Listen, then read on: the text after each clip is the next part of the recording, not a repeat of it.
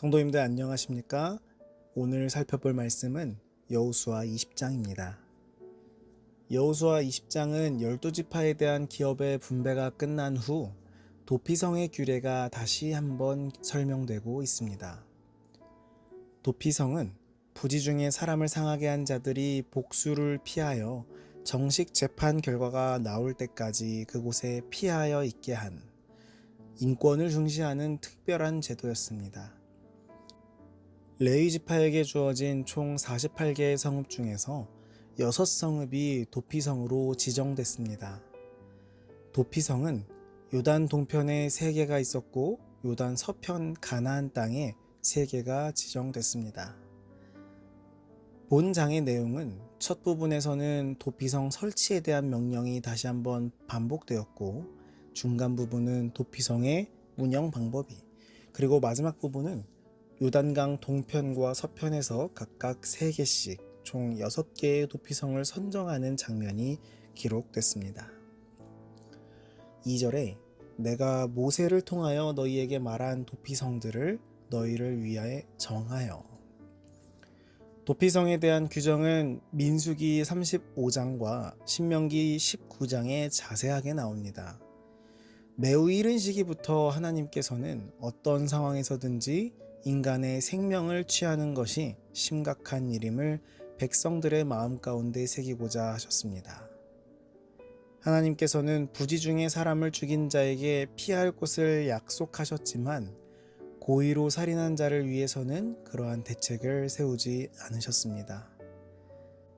하나님께서는 개인적으로 보복할 수 있는 고대의 관습을 규제하기 위해서 살인자에 대한 형벌은 피살자의 가장 가까운 친척이나 다음 상속자에게 위임하셨습니다. 가장 가까운 친족이 형제의 생명을 보호하는 자라는 의식은 히브리인들의 마음에 깊이 뿌리박혀 있었고, 따라서 이러한 이유로 그는 형제를 죽인 자에게 복수할 의무를 지게 되었습니다. 하나님은 이러한 의식을 말살하거나 완전히 뿌리 뽑지 않고 일시적으로 건전한 통제 아래 둠으로써 실제로 범죄가 저질러지지 않은 곳에서 큰 불법이 자행되는 것을 막을 것이었습니다. 3절에 부지 중에 실수로 사람을 죽인 자. 이는 살해할 의사 없이 실수로 살인한 사람을 뜻합니다. 이런 자들만이 도피성 제도의 혜택을 받을 수 있었습니다. 한편 여기서 부지 중에 해당하는 히브리어 비쉬가가는 직역하면 과실로, 실수로, 알지 못한 채를 뜻하고 있습니다. 민수기 35장 16절부터 23절에는 고의적인 살인과 우발적인 살인에 관하여 잘 규정하고 있습니다. 즉, 철 연장으로 사람을 쳐 죽이는 것, 사람을 죽일 만한 돌이나 나무 연장을 손에 들고 사람을 쳐 죽이는 것, 미워하는 것 때문에 밀쳐 죽이거나 기회를 엿보아 무엇을 던져 죽이는 것, 원한으로 인하여 손으로 쳐 죽이는 것 등이 고의적인 살인에 해당하며, 원한 없이 우연히 사람을 밀치거나 기회를 엿보지 않고 무엇을 잘못 던져 사람을 죽인 경우 부지중 실수로 죽인 자에 해당합니다. 4절에 도피하는 자는 그 성읍에 들어가는 문 어귀에 서서 그 성읍의 장로들의 귀에 자기의 사건을 말할 것이요. 부지 중에 살인을 한 자가 도망하는 일에 지체됨이 없도록 가능한 모든 준비가 이루어졌습니다. 도피성으로 가는 길은 항상 잘 보수되어 있어야 했고, 교차로가 나올 때는 도피성을 가리키는 도로 표지판을 세워두어야 했습니다. 피해의 보수자가 그를 따라잡을 경우 보수자는 살인자의 생명을 취할 자유가 있었습니다.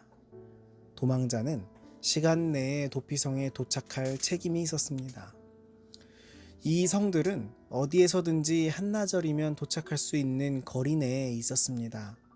부지 중 살인한 자가 어떻게 도피성에 들어갈 것인가 하는 절차 문제가 언급되어 있는데, 이러한 하나님의 지시는 민수기와 신명기에 나타난 규례보다 좀 더 발전된 것입니다. 즉, 실수로 살인한 자는 먼저 도피성의 성문 어귀에 서서 성읍 장로들에게 공개적으로 자신이 저지른 사고의 자초지종을 이야기해야 했습니다. 그러면 성읍의 장로들은 도망 온 자가 실수로 살인을 했다고 판단되면 그를 받아들이고 그에게 거주지를 주어야 했습니다. 그러나 고의로 사람을 죽인 자가 도피성으로 피하여 왔을 경우에는 그를 보복자의 손에 넘겨 응당 보응을 받게 해야 했습니다. 한편 여기서 성읍에 들어가는 문 어귀란 당시 성읍의 장로들이 재판을 하던 공적인 장소로서 장로들은 이곳에서 성읍에 도망온 살인자의 고의성 여부를 판단하여 성읍에 거하게 할 것인지 아닌지를 결정했습니다. 6절에 대제사장이 죽기까지 그 성읍에 거주하다가 살인자는 재판을 받아 무죄 판결을 받거나 대제사장이 죽어야만 집으로 돌아갈 수 있었습니다. 대제사장이 죽어야만 죄인이 완전히 용서를 받을 수 있다는 이 제도는 대제사장 되시는 예수 그리스도의 죽음을 통해서만 구원을 받을 수 있다는 구원의 교리를 표상하고 있습니다. 고대 도피성에 관한 계획은 그리스도인 생애와 관련하여 인상적인 예증들을 제공합니다. 죄인은 도피성인 예수 그리스도에게로 지체 없이 피해야만 합니다. 늦으면 죽게 됩니다. 오직 살 길은 도피성밖에 없습니다. 길을 아는 자들은 행로에 안내 표지판을 부착해야 합니다. 길잡이들에게 막중한 책임이 부과되어 있으며 따라서 부주의함으로 잘못된 방향을 가리키는 표지판을 만들어 도망하는 죄인을 잘못 이끄는 결과를 가져오면 그 책임은 잘못된 표지판을 만든 자에게 있음을 우리는 기억해야 합니다. 9절에 이는 곧 이스라엘 모든 자손과 그들 중에 거류하는 거류민을 위하여 선정된 성읍들로서 이스라엘 12지파는 기업을 받지 못한 레위인들을 위하여 총 48개의 성읍을 내어놨습니다. 한 지파당 4개 이상의 성읍을 내어놓은 셈이었죠. 레위지파에게 주어진 48개 성읍 가운데 6성읍이 도피성으로 지정됐습니다. 도피성은 어느 곳에서나 쉽게 갈 수 있는 위치에 있어야 했습니다. 실수로 살인한 사람이 피해 보수자가 따라잡기 전에 도착할 수 있어야 했기 때문임을 우리는 살펴봤습니다. 여기에 하나의 교훈이 있습니다. 오늘날에도 죄를 범한 사람들을 위한 피난처가 있습니다. 그 피난처는 바로 예수님이십니다. 길은 언제나 열려있고 길목마다 안내 표지판이 있으며 그 성으로 접근하기는 매우 쉽습니다. 우리는 이런 복음을 결코 숨기거나 전하기를 게을리해서는 안 됩니다. 우리의 도피성 되시며 우리 모두의 피난처 되시는 예수 그리스도를 널리 전하는 우리 모두가 되기를 간절히 바랍니다. 오늘 우리는 도피성에 대해서 살펴봤습니다. 우리의 도피성 되시는 예수 그리스도 안에서만이 비로소 용서와 구원을 얻게 됨을 기억합시다.